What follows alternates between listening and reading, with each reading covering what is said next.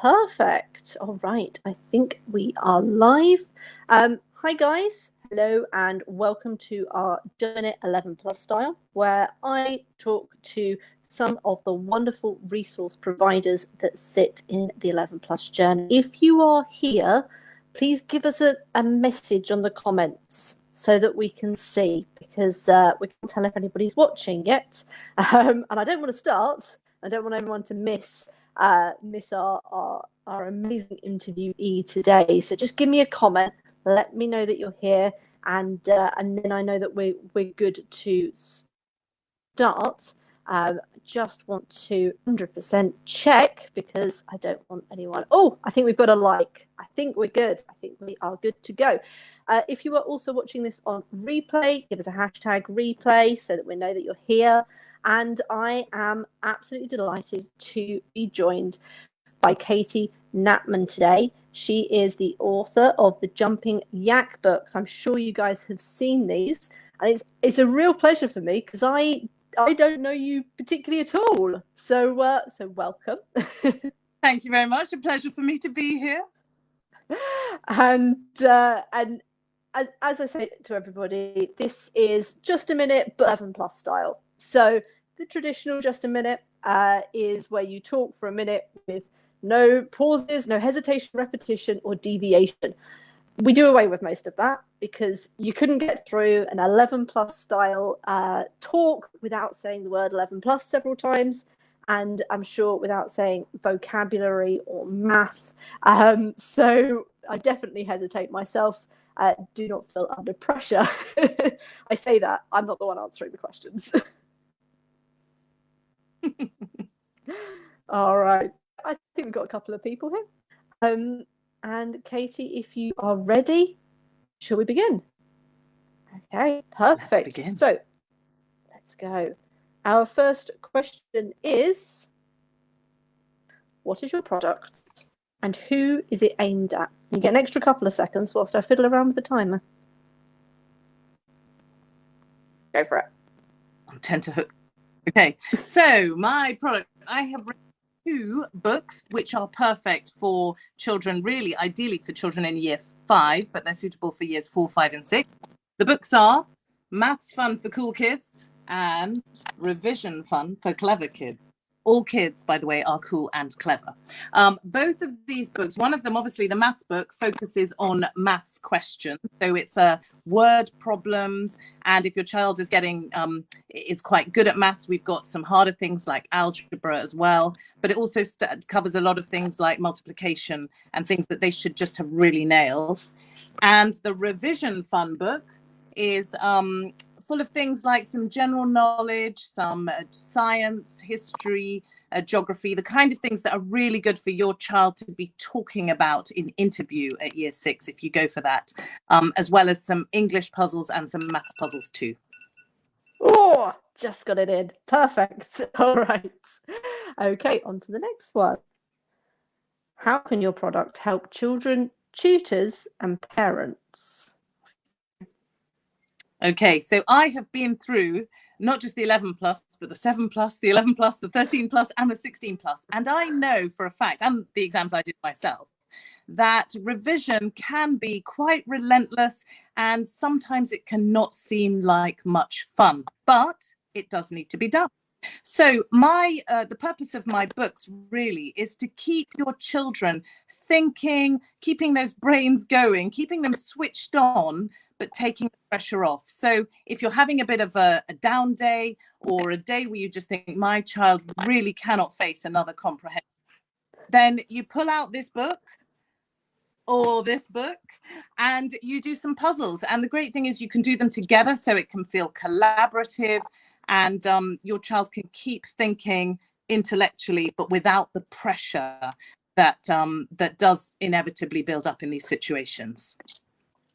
Perfect. Brilliant. And on a personal note, can I see the inside of those? Because you talk about puzzles and all sorts of things. It's made me quite interested. Yeah. So let's have a look. So this is the maths book. In the maths book, for example, you've got some pyramids here. So those are, anyone who's done some maths would be familiar with. We've got some things, some general kind of find Shakespeare's date of birth by doing some general math. Some of it involves Bodmus or Bidmus, whatever you call it. Lots of lovely cartoons. Also these, I'm a real fan of these. A lot of children hate these, but they are, I tell you, really important. Multiplication grids. There's even a decimal one in case your child is super, super clever. That's that book. Then I'll show you the other book, which also has things like homophones. And one of my favorites in here, because I remember my child learning this, literary technique. So we have a crossword looking at literary technique. Really, it's just keeping your mind. These could be lesson starters. They use them at Westminster Underschool as lesson starters. So it's just really having your child think in the right frame of mind. Perfect. All right. So back to our questions. What problem do they solve / what is unique about it? We've touched on that, but you still got a minute. Off you go. Excellent. Well, obviously, they solve the problem of relentless revision and your child saying, please, not another comprehension or not more maths. Remember, the more maths they do and the more comprehension they do, the better they will get. But it helps with boredom.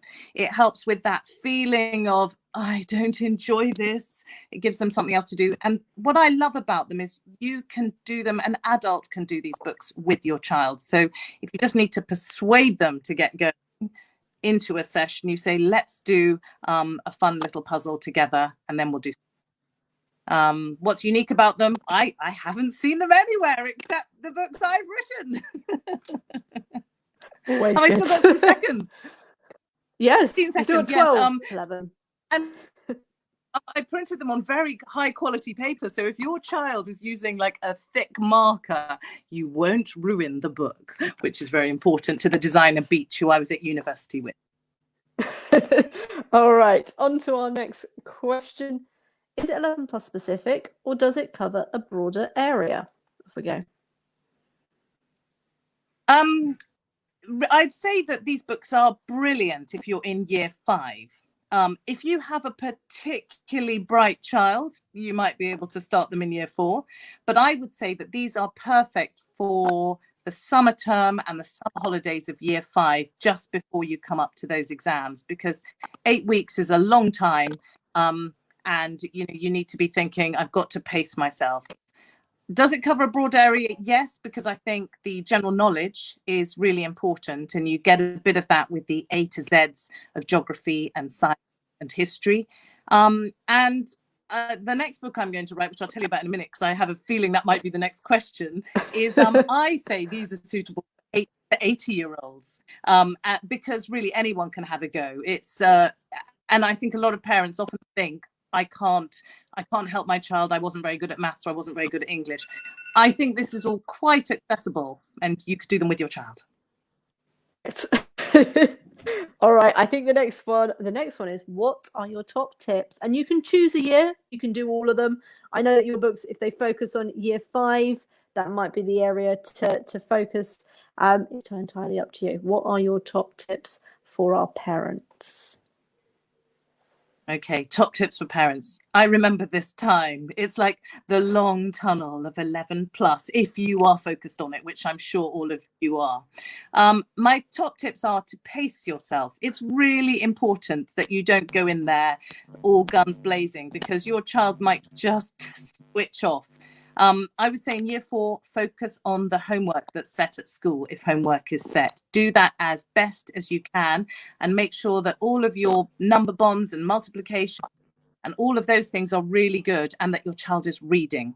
Year 5, you start to gear it up. Definitely the time to start bringing in workbooks, and maybe starting to look at past papers towards the end of year 5, if you can get on them. And year 6, this is it. You're going for it. But always keep in mind, keep the perspective, because if your child doesn't get into the school you would like them to, it's not the end of the world. There are going to be other opportunities later to achieve things. And it's really important that they don't feel that they have failed.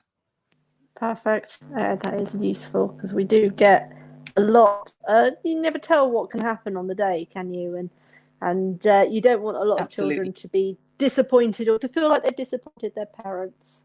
That's one I've had previously in tuition. Never really can disappoint, but it's important that they know that as well. All right, next one. What other resources would you recommend, not your own? Not mine. Well, that's obviously tricky, but I will do it. Well, obviously, I think everyone who comes on here recommends Sheena's Cadwaladar Quest books. And I would hold mine up, but I gave it to my sister for her child, and I'm always lending those books out. We've also obviously got the Linky Links Word Wheels. I love books like this is a Collins mental maths book for 10 to 11. I always think they have 30 questions on each page, and I think that's just a really good amount if you just want to do a bite-sized bit of maths. I would also recommend having things like jigsaws to hand, because sometimes you just need your child to get it in their mind that maybe going off to play on a computer game might not be the most kind of conducive thing to revision. So having some other activities, some card games, board games, jigsaws. I'm a fan of these Wentworth ones, but they are quite expensive, so I always ask for them for presents. What else? Also, Richard Lomax, just one quickly. I know he does other resources, but when my doing 11 plus, he did, they had some comprehension papers and I found them very useful. Perfect. All right, brilliant. Yeah, card games is something I play quite a lot with some of my students. A lot of math and card games. A lot of probability too. Brilliant. All right, here we are. Are you good at bridge? Don't play me at bridge. Sorry, you're interviewing. It's not a good game. What are you working on now? Okay, another time. What am I working on now? Well, I'm working on another puzzle book, and this one is going to be for 8 to 80-year-olds. And the idea behind this book is that anyone can dip into it. It's a holiday book. You can, again, test yourself on kind of maths puzzles, kind of English puzzles. But for example, I'm going to have one section that has film titles back to front. So, for example, you might read front door, and the answer would be, what's the opposite of front door? Can you guess, Gemma? Rear window. So that one. So this is for all ages, really. So this is my little file of ideas I'm building up. I'm also helping children with interviews. I found that very useful, and I help children to feel comfortable, especially online, and to have topics that they feel confident talking about in interview. Perfect, and just on time. All right. I think we're nearing the end. This is the last question. So obviously, on 11 Plus Journey, we are running our Just a Minute sessions to allow our members to get to know our resource providers a little bit more. But on the real Just a Minute, you have a minute to talk about a topic, and it's usually given. But what do you think you could talk about with no hesitation, repetition, or deviation? Working on the shopping channel. When I was younger, I never imagined I would work in television. But if I had thought I would be on screen, I thought maybe a newsreader. I never would have imagined that I would find myself at some stage working on a television station that sold things to people. So I found myself, having done my degree, working on a shopping channel, and it was the best preparation you could have for being on live television. I did the gold collection, where I would sell gold jewelry for an hour with no script. It was a bit like being on this. And I would just have a ad lib intro, ad lib shop account, and I would sell gold. I also sold fashion items, collectible dolls, toys, fitness equipment, you name it, I sold it. And luckily I did go on to work on science programs afterwards and education programs, but I will never forget my time on Shop, the home shopping channel. Oh, there we are. There's a thing that I don't think many people would know about you, and so therefore an interesting thing. All right, so we are coming to the end of our short, just a minute sessions. If you are a resource provider and you are watching this and thinking, I can do what Katie's doing right now, do drop us a message at 11plusjourney@gmail.com. Obviously, I want to thank Saba, who is the head of this group, who allows us to come on and allows me to run these short sessions. I want to thank Katie. Thank you very much for coming on, and do tell us where we can find you and everything that we need to know about Jumping Yak. Well, thank you very much. I tell you where you can find me. You can find me on Instagram at Jumping Yak. And in my stories, I often recommend books to read, other resource providers, films, documentaries that I think your children should be watching, and things like that. So that's a very good place to find me. And also, I have a website, www.jumpingyak.com. And I publish a blog, and sometimes I will recommend resource providers or documentaries I think your children should be watching, or apps they could be playing on their phones that will keep their minds alive. So so do go to my website and have a little look around there. And oh, I've just lost you there. Don't lose me. Come back. Where can we find you? Where can we find your website, your blog? Tell me. My website is www.jumpingyak.com. Perfect. And you'll find loads of ideas. I don't know. Perfect. All right. I think that's all. I'm, as I said, thank you ever so much for coming on. Thank you, Saba. Thank for you. Us, you are just like being on Just a Minute. I think you should do this for hopefully not as stressful. All right. Thank brilliant. You. All right then. Thanks ever so much then. Thank you then. Bye. Bye.